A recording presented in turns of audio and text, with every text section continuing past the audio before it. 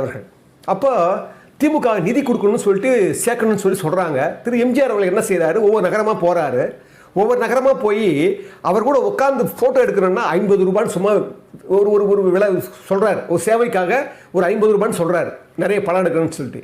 அதே போல் நான் யார் வீட்லையா சாப்பிட்ணோம்னா அவர் உட்காந்து சாப்பிட்ணும் 500 ரூபான்னு சொல்கிறாங்க அந்த கட்சி ரீதியாக.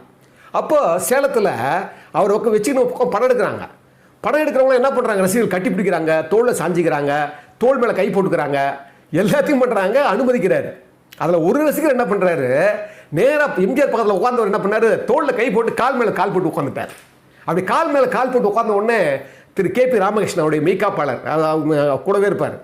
அவர் என்ன பண்ணுறாராம், போய் அந்த கால் எடுத்து போட்டு எடுத்து விடுங்க அப்படின்றாராம் தலைவர்னு.